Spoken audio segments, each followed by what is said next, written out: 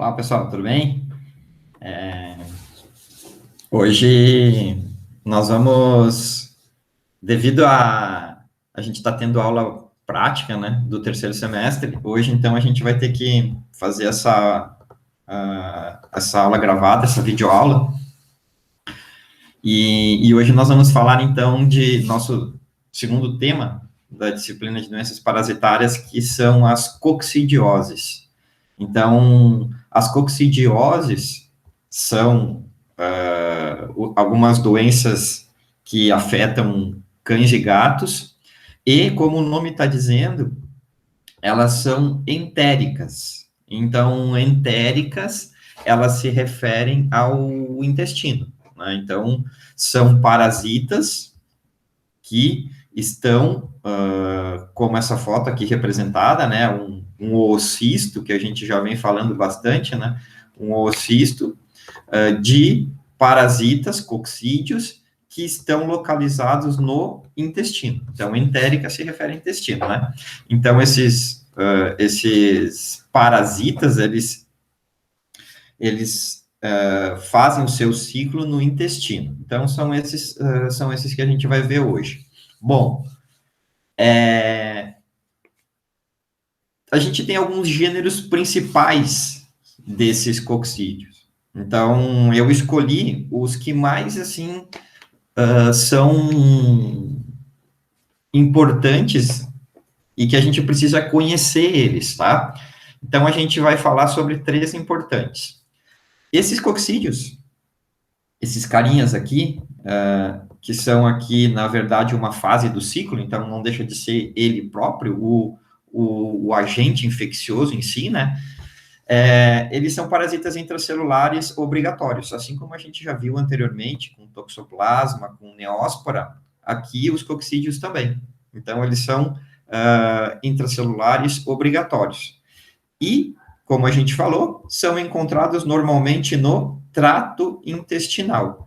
Então, eles se encontram no intestino. Então, esses carinhas aqui, que são aqui é uma fase do ciclo, né, de vida, mas, enfim, são os parasitas, eles estão no trato intestinal. Aí tem uma situação, né, que são, como existem alguns que acontecem numa espécie e não em outra, mas aqui o que acontece? Em cães e em gatos, a gente tem 3 importantes nessas 2 espécies. Primeiro, o isóspora, então é um coccídeo, né? O isóspora é um tipo de coccídeo, então ele acontece em cães e também em gatos. Então são de ocorrência nessas 2 espécies. Nós temos também uma segunda parasita, que é a amôndia ou amondia, e também ocorre em gatos. Então, a amôndia também está presente no intestino de gatos, então, nas 2 espécies. E um bem interessante, que é o sarcocistes. Então, o sarcocistes também acomete cão e gato. Então, são esses 3 que a gente vai falar, tá? Então, a gente vai falar principalmente desses 3 coccídeos nesse momento, que são os mais importantes. Vamos falar, então, aqui da onde a gente está, aonde que esses carinhas estão classificados. Esse slide aqui é o mesmo que a gente usou na aula de toxoplasmose e neosporose.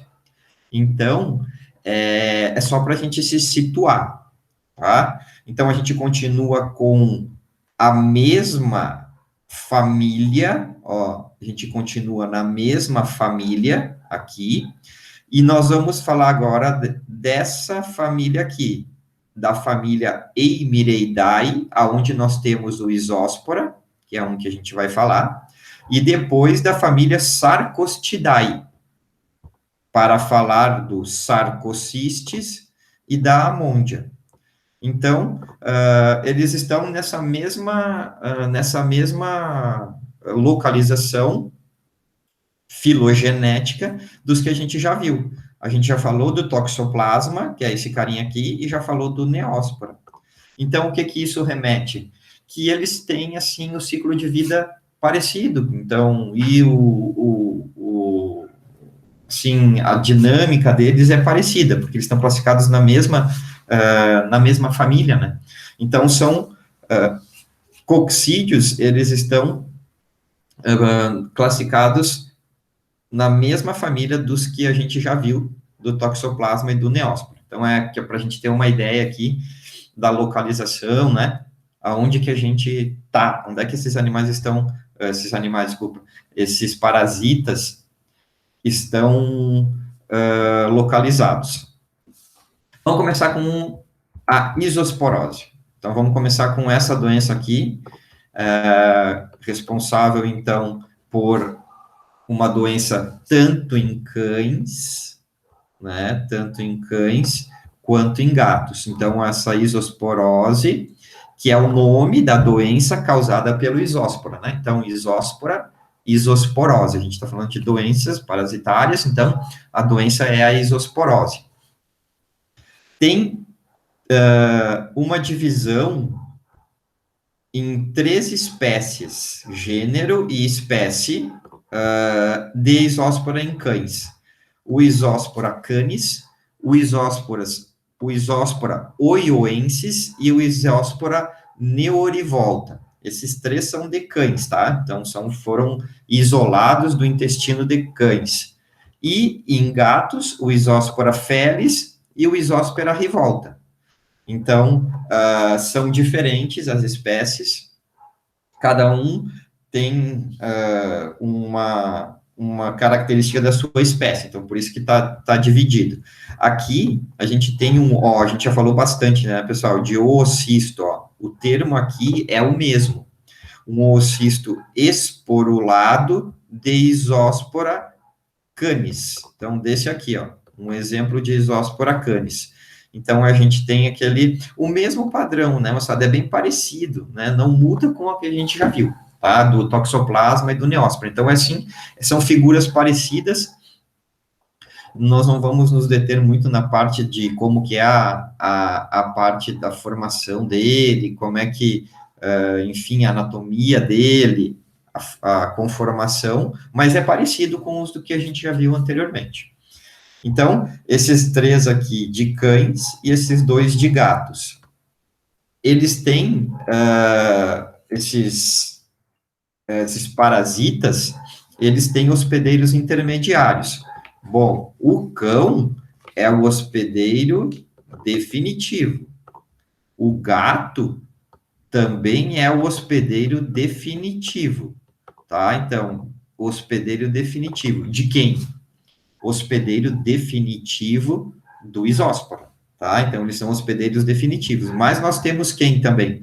Nós temos os hospedeiros intermediários. Por que é importante a gente saber isso? Porque eles fazem parte do ciclo de vida do isóspora. Então, quem que são os hospedeiros intermediários do Isóspora canis, por exemplo? O rato. Então, os roedores são hospedeiros intermediários do Isóspora canis. Do oioensis, o gato é hospedeiro intermediário e o rato. E do neorivolta, de novo, o rato. Então, esses estão envolvidos no quê? Na manutenção da doença, né? Se eles são hospedeiros intermediários, eles fazem parte do ciclo. Então, eles estão envolvidos na manutenção da doença. E, quando formos falar de gatos, o isóspora de gatos, o hospedeiro intermediário do felis é o rato, e do rivolta também o rato. Então, a gente está vendo o que aqui na isosporose? Um dos principais hospedeiros intermediários é o rato. Então, é um dos animais, os roedores, é o principal envolvido aqui na isosporose. Bom, seguindo aqui, vamos falar um pouquinho do ciclo evolutivo. Como é que ele se mantém, né? Como é que é o ciclo de vida dele? Então, a gente já viu também isso aqui de outras, né? E vamos ver um pouquinho agora do isóspora. Então, esse ciclo evolutivo, que acaba sendo o que, na final das contas, né, moçada, ele acaba sendo como que ele transmite, né? Porque o ciclo evolutivo é a evolução dele nas suas passagens de fase, e nessas passagens de fase, ele transmite a doença. Então, por isso que a gente vê aqui também como o termo modo de transmissão. Então, esse modo de transmissão pode ser direto ou indireto. O que seria o modo de transmissão direto? Ó, de novo a palavrinha, ó, ingestão de oocistos. Que esse animal aqui, o gato, ele faz o quê? Ele faz ingestão de oocistos esporulados, tá? Então, essa aqui é a forma direta. Então, ele ingere oocistos esporulados, que estão aonde? Esses oocistos esporulados estão no ambiente. Então, é isso aqui, ó. Isso aqui, ó, é um oocisto esporulado. Então, isso aqui é um oocisto esporulado, que está onde? Nas fezes, beleza? Então, nas fezes do gato, o gato mexendo nas suas próprias fezes, ou, enfim, essas fezes contaminando o ambiente, ele pode ingerir novamente. E aí faz esse ciclo aqui rápido, esse ciclo gato, fezes dele próprio e ele ingere. Então faz esse ciclo curto. Ou ele pode ser uma transmissão indireta, que aí aumenta o quê? O tamanho do ciclo, por quê? Porque entra o rato, né? Então, a gente, aqui, esse gato, ele vai ingerir os cistos presentes nas presas. Quem que são as presas? As presas seria o hospedeiro intermediário. Então, o hospedeiro intermediário. Quem que é o principal hospedeiro intermediário? O rato. Esse é o principal hospedeiro intermediário. Então, aqui, na verdade, vai entrar o quê? Esse oocisto esporulado, ao invés de o gato ingerir ele, que seria direta, quem vai ingerir vai ser o rato. E aí, aqui no rato, esse oocisto aqui, ele vai se abrir, romper, liberar os esporozoítas, que são aquela parte contaminante também do ciclo, e aí o rato vai ser ingerido pelo gato. E aí, então, a gente tem esse ciclo, essa transmissão indireta. Então, essas são as duas formas de transmissão da isosporose. Então, aqui vai ter uma sequência que serve para depois vocês também darem uma relida, estudada, ou ouvirem de novo, né? Então, aqui no A, que é aqui o começo do ciclo, então, são ingeridos oocistos, que foi o que a gente falou, ou cistos, tá? Então, ou o gato ingere as próprias fezes, ou ele ingere o rato. Aqui, no oocisto, e aqui ele ingere o cisto. Então, o cisto tecidual, a gente já viu essa diferença também lá na toxoplasmose, tá? Enfim, ele vai ingerir o parasita, dessas duas formas.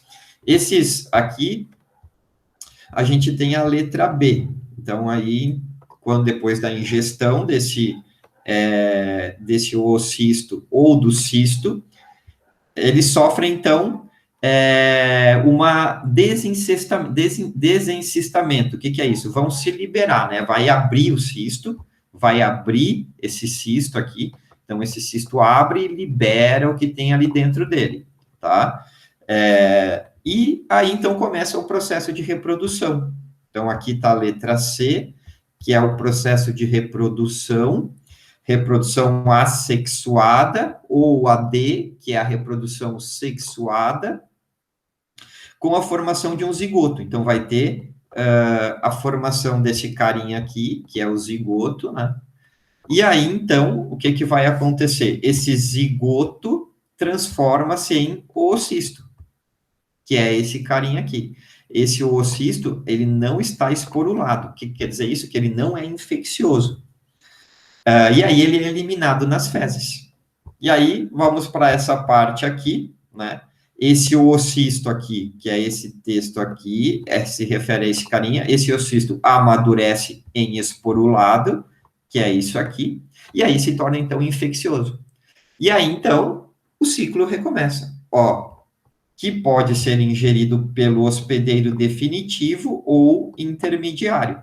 Então, esse carinha aqui, se for ingerido pelo gato, que é o hospedeiro definitivo, é o direto.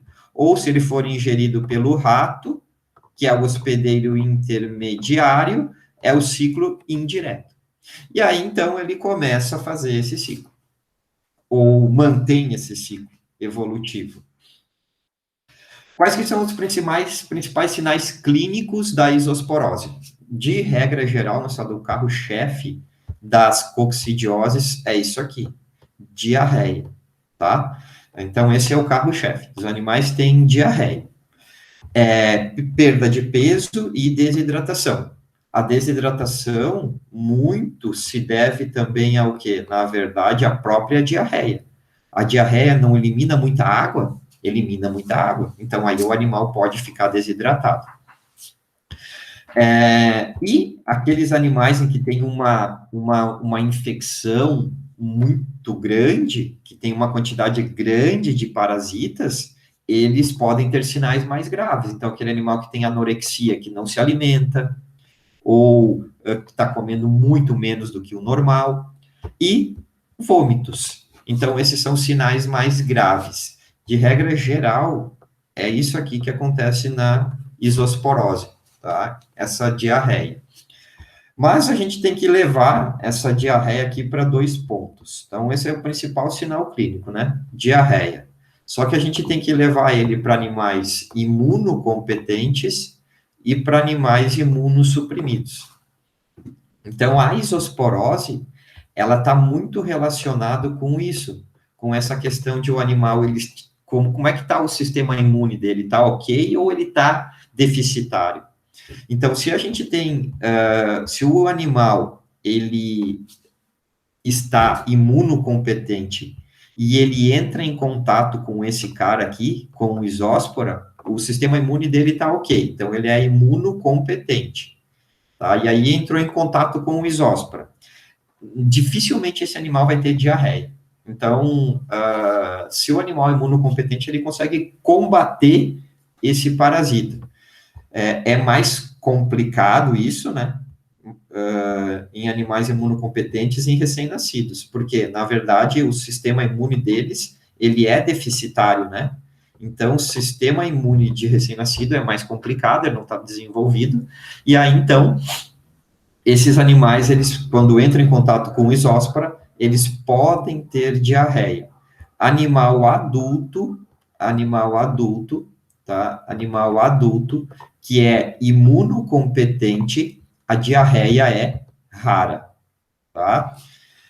E, normalmente, se acontece em animais que estão bem, que estão sadios, que não tem nenhuma doença, aí sim, o que acontece? Tem que pensar em outra doença concomitante. O que seria uma doença concomitante? O animal tem outra doença que está debilitando ele, e aí, nesse meio tempo, ele entrou em contato com isóspora, e aí sim, isso pode ficar mais complicado, né? A situação pode ficar mais complicada. Então, normalmente, em animais imunocompetentes, a diarreia não existe. Já ao contrário, nos animais imunossuprimidos, que são aqueles que têm um déficit de sistema imune, por alguma situação que está acontecendo, eles têm diarreia. E aí sim, uma diarreia que pode ser complicada, pode ser grave. E, de regra geral, também pode estar acontecendo isso aqui. Mesmo a mesma situação dos animais que são imunocompetentes. Aqui, na verdade, essa doença concomitante, ela pode estar levando à imunossupressão. E aí, realmente, então, o animal fica mais suscetível aos sinais clínicos, né? Então, tem muito a ver com imunocompetente e imunossuprimido, a condição do sinal clínico principal, que é a diarreia. E tem um relato, uma citação em que fala sobre o pastor alemão. o pastor alemão, ele tem uma reconhecida maior suscetibilidade ao isóspora. Então, eles têm uma condição que realmente o animal, o pastor alemão que tem isóspora, ele tem diarreia. Tá? Então, é uma situação em que já é reconhecida essa situação do pastor alemão, específica dessa raça. Como é que é o diagnóstico de isosporose? Bom, o diagnóstico, ele é como, basicamente, a grande maioria da forma de diagnóstico dos parasitas, né, moçada? O que que se faz? Identificação de quem? Desse nomezinho que a gente já está vendo há muito tempo, que são os oocistos. Então, o oocisto é essa forma de uma das etapas da vida desses parasitas. No caso aqui, a gente está falando da isosporose, né? Então, do isóspora, e é um exame chamado de flutuação fecal. Então, se vê os oocistos em flutuação fecal. Então, aqui tem um exemplo, ó, oocistos não esporulados dessa espécie aqui, ó, oioensis, do isóspora oioensis, que é esse aqui, em comparação com ovos de outros, só para a gente ter uma ideia, tá? Então, aqui, por exemplo, a gente tem o Toxocra, que a gente vai ver depois, a Emondia também a gente vai ver hoje ainda, mas esse aqui é um exemplo de um oocisto de isóspora. Então, o que que acontece? Já se sabe a morfologia, né, moçada? Então, quem trabalha com esse exame já conhece a morfologia, olha o tamanho, a diferença. Inclusive, ele tem um tamanho diferente, ó, pegando do Toxocra aqui o tamanho que é comparando com o do isóspora. E a morfologia interna dele também tem diferença. Então, na verdade, o diagnóstico é isso, é conhecer o ócito, o tipo de ócito de cada parasita, e assim é o diagnóstico principal dessa coccidiose, da isosporose. Tá? Então, essa é o carro-chefe. E o tratamento da isosporose?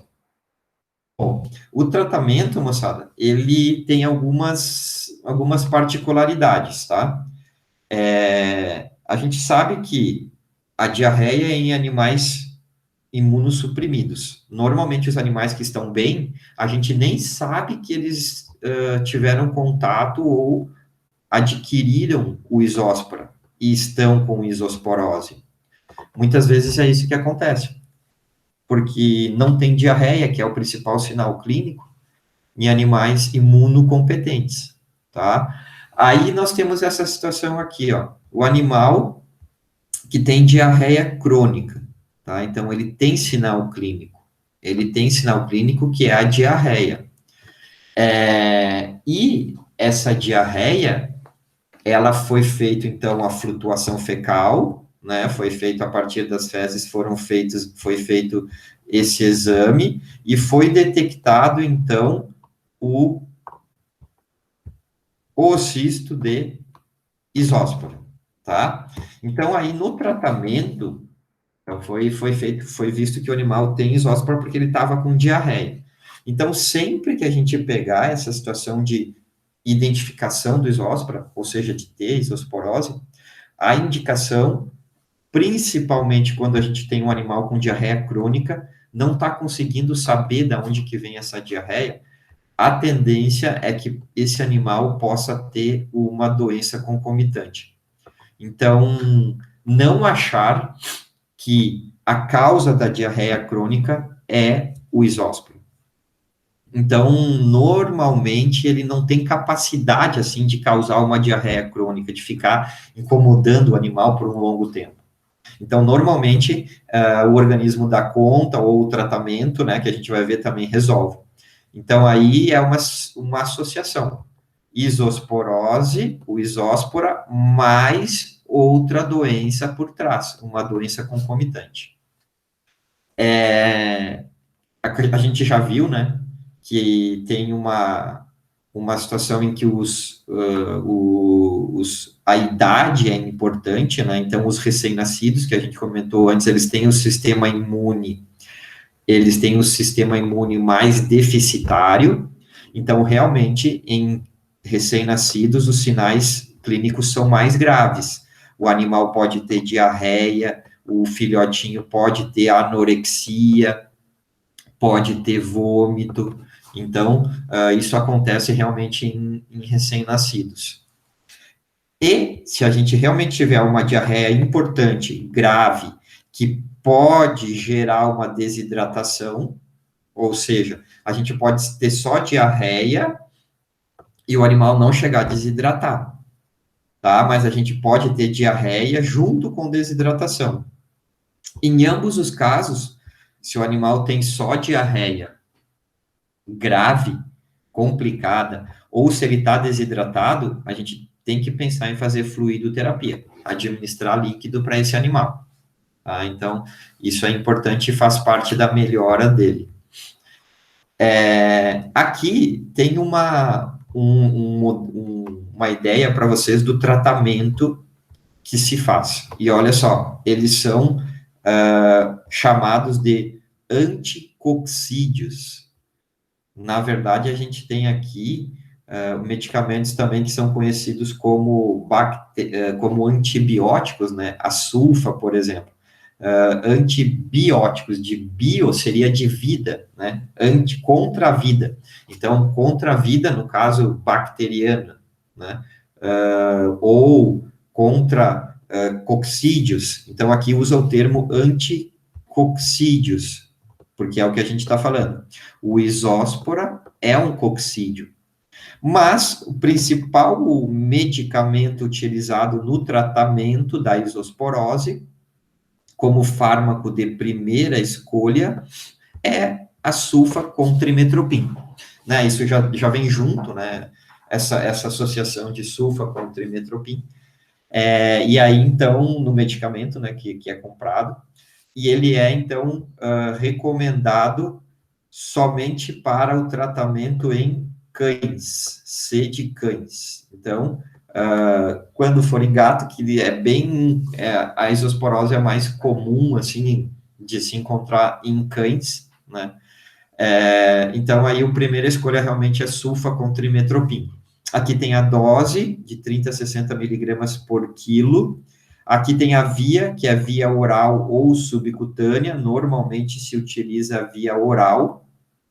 Tem que cuidar se o animal não tá vomitando, né? Porque se ele estiver vomitando, não adianta tu dar oral se ele vomita, né? 24 horas. Então, é dado uma vez ao dia, chamado também de CID. Vocês vão aprender, né? Acho que em terapêutica ou até em farmaco, CID, uma vez ao dia, durante 5, aqui a gente pode até colocar 7 dias, de 5 a 7 dias. Então, esse é o tratamento da isosporose. Sulfa com trimetoprim. Aí, se for gato, normalmente gato, a gente utiliza essa outra dose aqui, ó, 15 a 30 miligramas por quilo, tá? Muda um pouco, o mais normal de utilizar é o meio termo, então 20 miligramas por quilo, mas pode se usar nessa variação aí. Então, aqui a gente vê o C de gato aqui, ó. Então, por que mudou aqui? Porque o gato tem uma dose menor, então é no máximo 30, no cão pode chegar a 60, e também aqui pode ser de duas vezes ao dia, no gato, que é BID, né? BID de 2 vezes ao dia. Então, por isso que tem essa diferença aí nessas espécies, né, de cão e gato. Aqui também tem esse Czinho, né, que pode se utilizar isso aqui também para cão. Então, tem essa variação, mas principalmente cuidar com gato, que não pode fazer mais que 30, né? Gato não pode fazer mais que 30 miligramas por quilo. Então, esse é o tratamento indicado para isosporose. Existe também um cuidado com a prevenção. E o que acontece, né, moçada? A prevenção, ela acaba sendo muito parecido com o que a gente já viu anteriormente. Ó, a gente já viu isso aqui para toxoplasmose. Então, aonde que estão os oocistos? Os oocistos, eles estão nas fezes, né? Eles estão nas fezes. Então, tem que ter cuidado. A gente, é uma forma de prevenção. Outra forma de prevenção, quem que são os HIs? Os hospedeiros intermediários. Então, o ideal é o quê? Que a gente não permitisse que os gatos e os cães tivessem acesso a ratos. Seria uma forma de prevenção. Não fornecer carne crua ou mal cozida. Então, isso aqui a gente já está vendo há tempo. Então, não fornecer carne crua, por quê? Quem que vai estar na carne crua? Aqui é um cuidado, ó, moçada, é uma diferença que a gente já falou em toxoplasmose também. Aqui, a gente vai ter os cistos. Então, nas carnes cruas, a gente vai ter os cistos. Nas fezes, a gente vai ter os oocistos, né? Então, a gente tem essa diferença aí de situação. Oocisto nas fezes e cistos na carne. Então, evitar. E o controle de insetos, que seria uma forma de prevenção também. Por quê? Porque baratas, besouros, eles podem o quê? Carrear esses oocistos aqui, ó, esses oocistos, não os cistos, né, porque eles estão na carne. O oocisto, eles podem ficar o quê? Nas patinhas, enfim, eles podem ficar presos nesses insetos e aí passar de um local para outro. Então, eles podem ser como carreadores. É uma forma de prevenção, né? Só para a gente ter uma ideia de tudo que está envolvido nesse ciclo aí.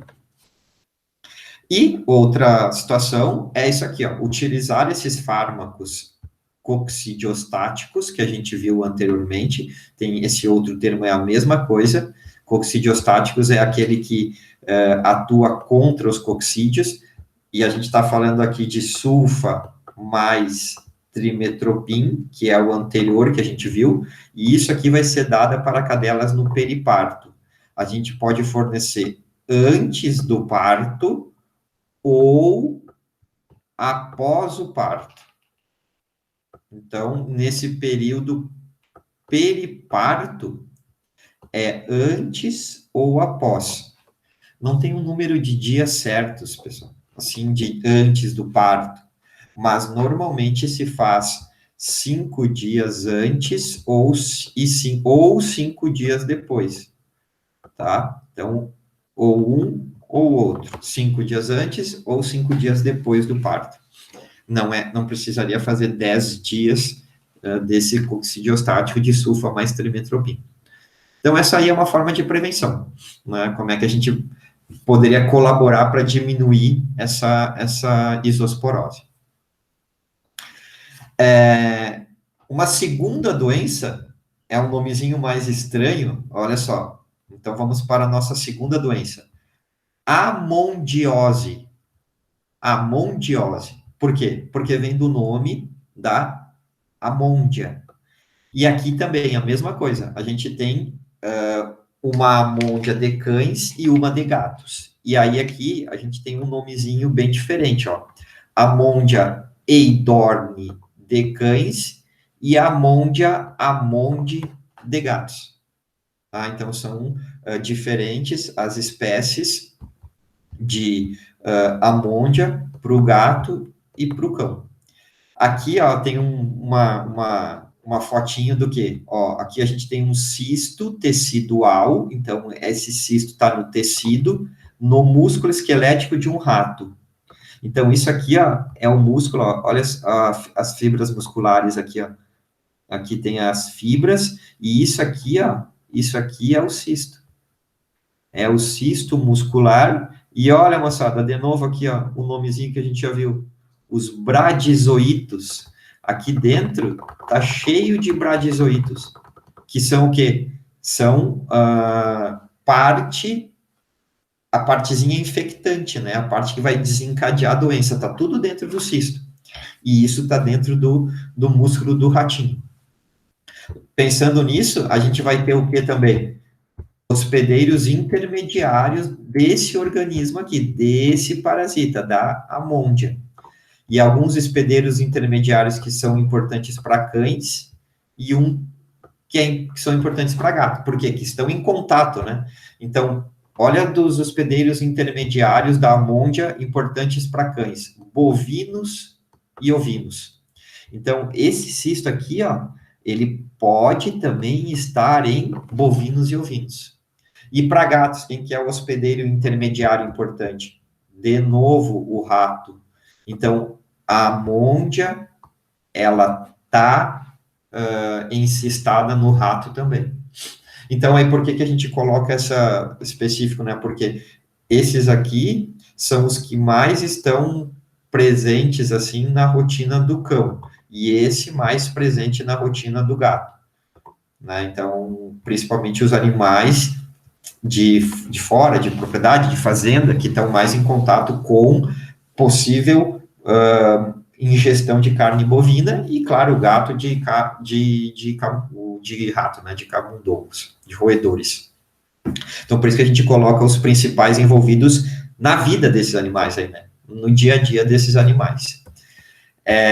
O ciclo evolutivo da amôndia, dessa estrutura aqui, que é uma parte da vida dela, né, que aqui é o cisto, cheio de bradizoítas, os hospedeiros definitivos, eles ingerem os cistos. Então, aqui, por exemplo, foi o que a gente viu anteriormente. O gato ingere o rato, e no rato tem o cisto. O cão, que é o outro hospedeiro definitivo, né, que a gente viu aqui, ó, aqui está os hospedeiros intermediários. O cão é o hospedeiro definitivo. Hospedeiro definitivo de quem? Da amôndia. E o gato é o hospedeiro definitivo da amôndia amôndia, tá? E aqui, então, os hospedeiros intermediários. Então, aqui, voltando para o ciclo, os hospedeiros definitivos, eles se infectam pela ingestão desse cisto aqui. Esse cisto está onde? No músculo. Aqui está o músculo. E aí, então, cada um, né, ingere o seu animal que tem mais contato. O cão pode ingerir carne de bovino e ovino, e o gato, mais comumente, a ingestão do rato. Os hospedeiros intermediários, né, que a gente viu anteriormente ali, eles tornam-se infectados pela ingestão de oocistos esporulados, que estão nas fezes. Ó, o oocisto nos remete a fezes. Aqui, oocistos esporulados nas fezes de quem? Dos hospedeiros definitivos. Então, do cão e do gato. Então, o cão e o gato defecam, essa fezes tem o oocisto, e isso aí é ingerido, então, pelo hospedeiro intermediário. Ó, esses esporozoítas, eles que são ingeridos, né, através do cisto, eles vão seguir aquele ciclo de desencistar para continuar o ciclo deles, invadem a parede intestinal, multiplicam-se com taquizoítas, que a gente já viu também, é outra forma infectante, e aí, então, eles vão para os linfonodos, vão se replicar principalmente linfonodos mesentéricos, que é no intestino, né? Só que esses mesentéricos são no intestino e também em outros tecidos. E aí, por fim, esse parasito se insista principalmente no músculo. Então, esse é o ciclo. O cisto entrou no animal, vai fazer a passagem de bradizoíta para taquizoíto e vai formar um cisto de novo. E aí fica se mantendo esse ciclo. Então, é um ciclo parecido com o que a gente já viu anteriormente, né? Não muda muito. Qual que é o tratamento da amondiose? Aqui tem uma situação importante, ó. Essa amôndia, então, sugere-se que a amôndia, tanto de gato, amonde é do gato, quanto a idorne, que é do cão, elas não são patogênicas. Então, elas não são patogênicas. O que acontece? O que seria não patogênica? Elas não conseguem desenvolver a doença. Ou seja, não conseguem ocasionar a doença no cão e no gato.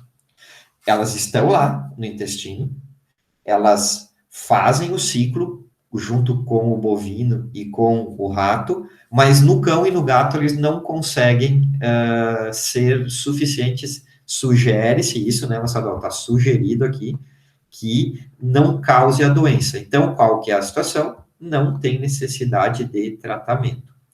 De regra geral, não teria necessidade de tratamento. Então, não tem por que dar medicamento nesses animais que foram, às vezes, até encontrados esporadicamente. Então, fez um exame de fezes, de flutuação, e viu que, além de oocistos, por exemplo, do anterior, que a gente viu, de isóspora, tem o diamôndia. Então, o diamôndia não seria importante, o isóspora sim. Então, seria nesse sentido. Mas, ó, aqui tem um mas, vírgula. Relatos mostraram de livros e de artigos científicos mostram a presença de Eidorne, Amondia endorne, em cães com diarreia. Então, sugere-se que até não se descobrir, então, a causa dessa diarreia desses cães, isso poderia ser devido a esse agente aqui. Então, é uma coisa que não se está completamente elucidado. Ou seja, não exclui-se a causa de que isso aqui esteja meio que, assim, não seja verdade, de que não são patogênicos. Então, é uma coisa que está evoluindo ainda, moçada, e se começar a aparecer casos de cães e gatos com diarreia que foi percebido que tem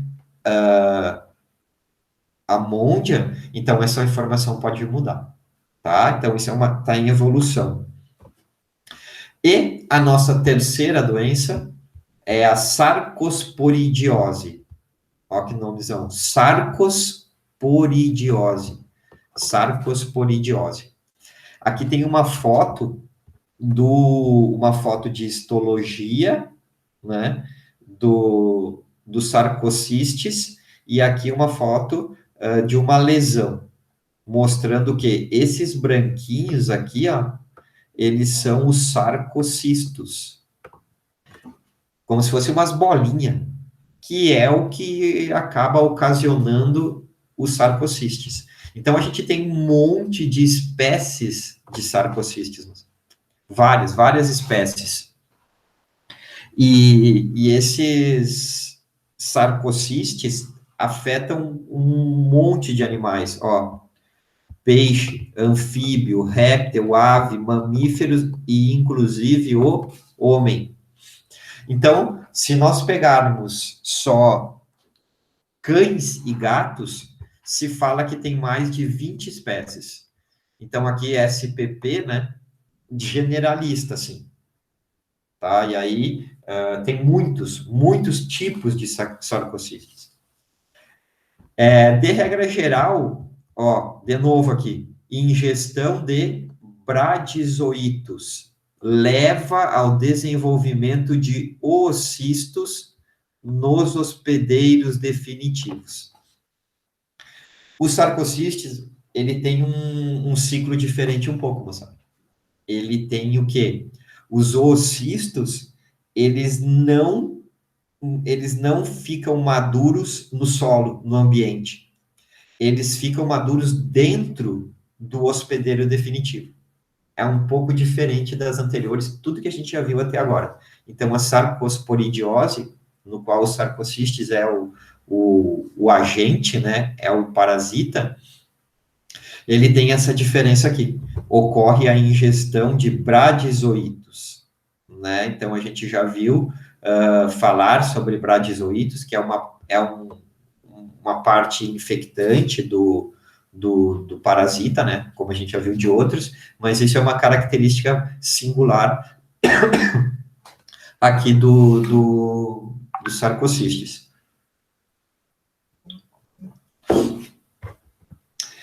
Ó, para a gente falar um pouquinho, para vocês terem uma ideia das espécies. Tem um monte, né? Se diz que tem mais de 100 espécies, assim, de todos os animais, e cães e gatos, 20. Mas, olha, se a gente pegar os Sarcocistes cruzi, que tem outros nomes aqui, ó, Sarcocistes bovicanis, o hospedeiro definitivo é o cão. E olha o intermediário, bovinos. Os Sarcocistes hirsuta, o hospedeiro definitivo é o gato.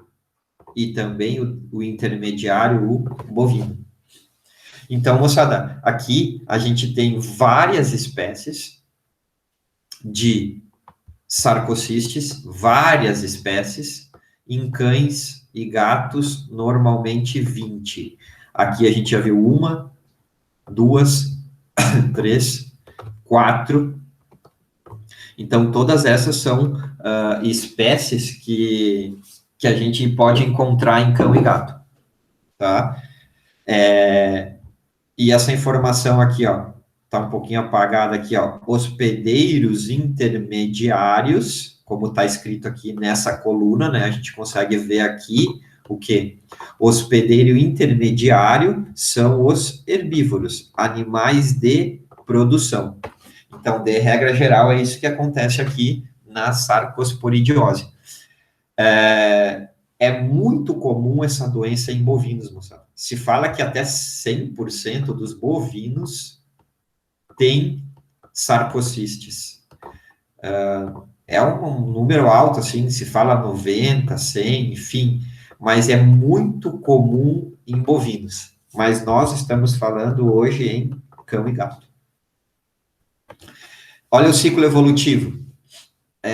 O ciclo evolutivo, pegando o exemplo aqui, com essa fotinho mostra o cão, né? Tá mostrando aqui o cão como hospedeiro definitivo. Então, aqui, esses carinhas aqui, ó, os herbívoros, os animais de produção, eles são os hospedeiros intermediários, né? Então, aqui a gente tem o hospedeiro intermediário. Né? Então, esse é o hospedeiro intermediário. E aqui o definitivo. Tem exemplos aqui, ó, cão, raposa, guaxinim, mas o principal para nós aqui é o cão e o gato. Esse é o ciclo dos dois, né? Então, a gente tem ele acaba sendo, assim, parecido, né, moçada, com os outros, mas tem essa característica de eles ingerirem a situação de ter os bradizoítas que são ingeridos. Então, aqui o que a gente tem? O ciclo de vida do Sarcocistes cruzi. O Sarcocistes cruzi é o do cão, mas ele representa a maioria do ciclo de todas as espécies. Então, por isso que está resumindo nesse aqui. O cisto, no músculo, é ingerido por um hospedeiro carnívoro. Então, aqui, ó, a gente tem o quê? A gente tem a ingestão, aqui no A, a ingestão de cistos por meio de carne inadequadamente cozida, por exemplo. Ou, o que? Aqui está demonstrando um potinho de ração, né, moçada? Mas isso aqui, assim, é só uma ilustração de livro. Não é isso. Seria o animal comer carne crua, né? Comer carne crua, principalmente de bovino. Então, nas fazendas, o animal está comendo carne crua quando está se fazendo uma manipulação, fazendo uma carneação, ou o animal morreu, enfim. Então, seria mais fácil dessa forma do que esse potinho aqui demonstrando como ração, né, moçada? Isso aqui é só uma ilustração. Então, aí o que acontece? Esse cisto que foi ingerido aqui, que estava no músculo do bovino, eles sofrem desencistamento. Então, é aquele processo que a gente vê aqui, né, de ser, então, desencistado no intestino delgado do cão, e aí começa aquilo que a gente viu anteriormente também, a parte de sexual. Então, formação de gametas, e aí aqui é a diferença, ó. Aqui no D Então, a gente tem aqui, nessa figurinha aqui, funde-se para formar o zigoto, que amadurece no ocisto não esporulado, e em seguida esporulado. Essa informação aqui, normalmente, o que acontecia, moçada? Era formado somente nas fezes, quando ele ia para o ambiente. Então, o animal elimina, no anterior, o animal, no isóspora, por exemplo, o animal elimina as fezes com o ocisto não esporulado, e o ocisto esporula no ambiente, no chão. Aqui, ele se torna o ocisto dentro do animal. Então, esses oocistos esporulados são eliminados nas fezes, ó. Digamos assim que ele já sai das fezes prontos, não precisa que o ambiente transforme ele. Então, aqui a gente tem, ó, um oocisto já esporulado, que é eliminado nas fezes, então aqui a gente tem já ele pronto, eliminado, não precisou transformar no ambiente, e aí quem que ingere? O hospedeiro intermediário. Os oocistos são ingeridos por herbívoros, que é nesse exemplo do bovino aqui, sofrem desencistamento no intestino delgado dele, aqui, liberando os esporozoítas. E aí, continua, então, o ciclo. E aí, então, aqui a gente tem essa liberação, ó, na letra G, esses esporozoítas penetram no epitélio e migram na vascularização, onde se multiplicam até a próxima etapa dele. Então, é toda aquela formação, né? É uma escala, é um crescimento que a gente falou. Criança, adolescente, adulto, velho, e essa é a transformação. Então, nos estágios finais, esses esquizontes maduros sofrem ruptura, liberando merozoítas que penetram nos músculos. Final das contas, moçada, é isso aqui. Para formar os sarcocistos, que têm numerosos bradizoítos. Então, aqui o ciclo se fecha. Então, a gente tem a diferença principal aqui, que vocês precisam saber, é isso aqui. Quando ele cai no ambiente, ele já está pronto, ele já está esporulado. Beleza? Então, aqui um resumo. Então, o hospedeiro definitivo elimina ocistos totalmente esporulados e esporocistos, que são já infecciosos, já são capazes de causar a doença. Ó, não há desenvolvimento no ambiente externo. Já sai pronto o ocisto, diferente das anteriores. Olha, esse sarcocistes geralmente não é patogênico para o hospedeiro definitivo, ou seja, o cão, o gato, que seria carnívoro, ou o cão onívoro. Então, ele não seria patogênico para cão, gato e homem. Por que isso nos remete àquilo que eu falei para vocês? É uma doença muito importante de bovinos. Mas a gente tem esses animais como parte do ciclo. Ó, isso aqui a gente falou, os oocistos esporulam no interior do hospedeiro, então eles esporulam no interior do hospedeiro definitivo, que no caso ali estava demonstrado o cão, mas às vezes os oocistos se rompem, e aí a gente tem esporocistos livres nas fezes.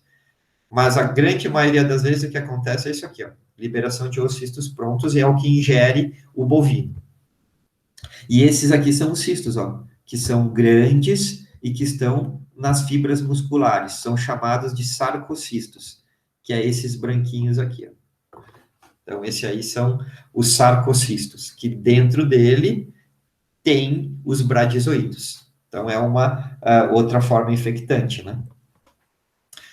Quais são os sinais clínicos? No hospedeiro definitivo, que são cães e gatos, geralmente não causa sinais, mas pode ter diarreia. Então, a diarreia, ela é um dos sinais aqui dessas doenças que a gente está vendo, né, moçada? Dos coccídeos. Coccídeos é sinônimo de diarreia. O hospedeiro intermediário, principal deles, o bovino. Então, o bovino é o principal situação, né, com essa doença. E aqui tem uma formação importante, ó. A sarcosporidiose é uma zoonose, por isso que a gente está falando dela aqui também. Então, ela pode ser transmitida através da carne suína ou bovina mal passada, ou crua também, ou mal cozida. Então, isso aqui é uma forma de adquirir os sarcocistes. Então, essa carne aqui, ó, mal cozida, vai ter quem? Esses negocinhos brancos aqui, que são os sarcocistos. E aí pode causar diarreia e vômito em pessoas. Tá? Então,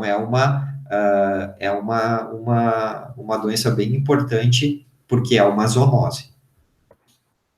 O diagnóstico da sarcosporidiose: exame de fezes dos cães e gatos para pesquisa de esporocistos, de novo, por flutuação.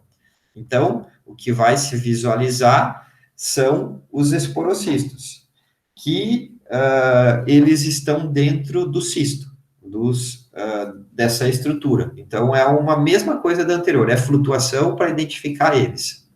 Pode-se fazer o quê? Exame macroscópico dos sarcocistos, na musculatura do hospedeiro intermediário. Então, seria isso aqui, ó.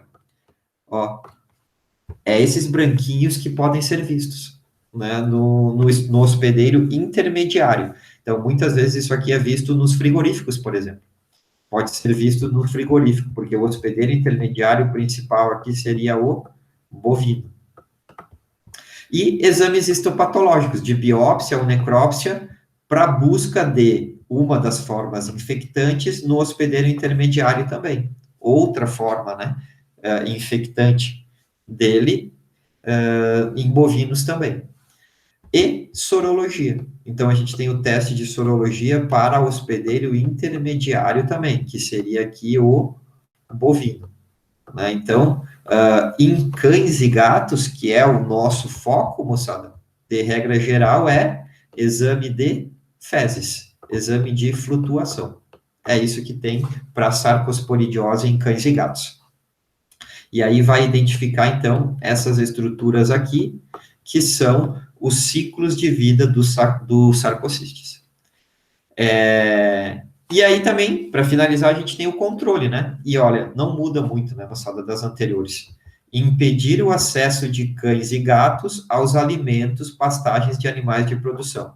Seria o ideal, porque para eliminar as fontes de infecção, esporocistos liberados nas fezes desses animais. Então, os cães, eles liberam, né, parte do ciclo, e aí, então, o ideal seria cortar esse ciclo. Então, isso aqui seria o objetivo, cortar o ciclo. E fornecer somente carne cozida a cães e gatos. Eliminar a fonte de infecção, sarcocistos na musculatura. Então, o objetivo seria cortar o ciclo, seja não deixando os animais defecar na pastagem, onde o hospedeiro intermediário, que é o bovino, vai se alimentar, e também eliminar essa parte do cisto na musculatura dos bovinos. Então, esse seria o controle da sarcosporidiose. Beleza, moçada? Essas, então, são algumas das coccidioses importantes, talvez alguns nomezinhos que vocês não tenham ouvido ainda, e aí a gente vai continuando nesse nosso ciclo dessas doenças, algumas delas diferentes, né? Tranquilo? Aí, qualquer dúvida, lembrando, né, entre em contato e aí estamos à disposição. Valeu, abração, bom proveito, estudem e tamo junto. Abraço.